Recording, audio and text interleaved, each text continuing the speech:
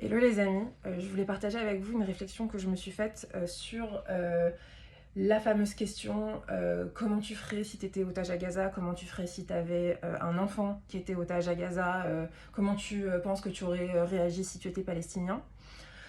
Je dis pas qu'il faut pas se poser ces questions et faire preuve d'empathie pour les gens qui sont dans ces situations difficiles, mais je pense que c'est hyper important de ne pas se mettre complètement à leur place. J'explique pourquoi. Euh, je pense que chacun de nous n'est pas sans raison sur Terre. On est tous uniques avec un set d'atouts et de qualités qui est propre à nous. Et chacun de nous a quelque chose à apporter au monde. Que ce soit un petit entourage ou un gros entourage. C'est sûr que l'impact de Steve Jobs, c'est pas le même que l'impact de quelqu'un qui a un commerce de chalotes et qui fait des super bonnes chalotes, mais qui apporte des chalotes aux gens de son quartier et de sa ville. Enfin, voilà, c'est pas Steve Jobs, quoi. Tout ça pour dire que, en fait, quand on se pose cette question et qu'on commence à vivre sa vie par procuration, dans le sens où on se met à la place de cette personne et que du coup on dit ok, moi si j'étais parent d'otage, j'aurais retourné le pays et du coup j'aurais fait ci, ça et ça, et ben en fait on oublie d'être soi-même. Et en oubliant d'être soi-même, on n'apporte pas au monde ce que nous on est censé apporter.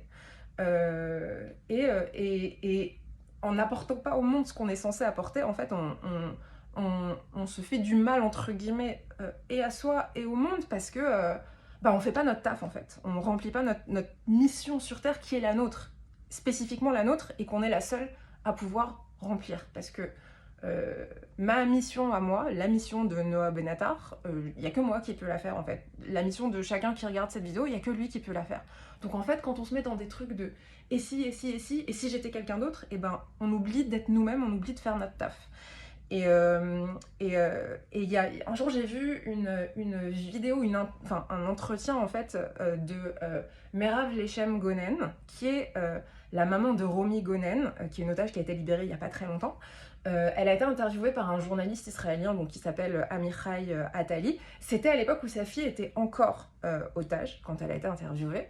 Et elle expliquait qu'elle a fait le choix délibéré de ne pas penser tout le temps à ce que sa fille vit, à ce que sa fille subit, de ne pas tout le temps se mettre en fait à la place, de ne pas tout le temps se dire mais qu'est-ce qu'elle est en train de vivre la Romy en ce moment, parce qu'elle a compris que sinon ça la paralyserait totalement, ça la tétaniserait et elle pourrait absolument rien faire ici. Elle a dit ok, je comprends une chose, chacun a son chemin, moi j'ai mon chemin dans la vie, Romy elle a son chemin dans sa vie, je ne peux pas vivre le chemin de Romy à sa place, vu que je ne suis pas là-bas, donc je dois vivre mon chemin à moi, qui est ici, qui est le fait d'être maman d'otage, mais du coup je dois être centrée sur moi-même pour justement être moi-même et de cette manière-là voir comment, aider ma fille au mieux en fait, en étant moi.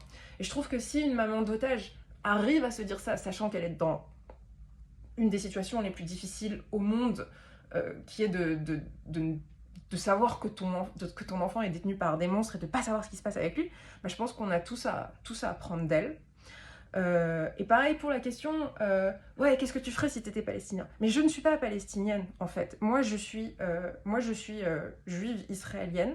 Et je pense pour le coup que Israël ferait du bien aux Palestiniens si en fait on était Israël et qu'on éliminait le Hamas, qui est un groupe terroriste sanguinaire. Si on débarrasse le monde de ces gens-là, et ça fera du bien au monde entier et à la population palestinienne en premier, en deuxième, j'en sais rien, en premier je pense, parce que nous on est les deuxièmes à souffrir de ces monstres-là qui font des attentats. C'est sûr qu'on le fait parce que ça nous touche nous d'abord, mais justement, soyons Israël pour aussi faire du bien aux Palestiniens. Voilà, c'est tout ce que je voulais dire. Je vous souhaite une bonne journée.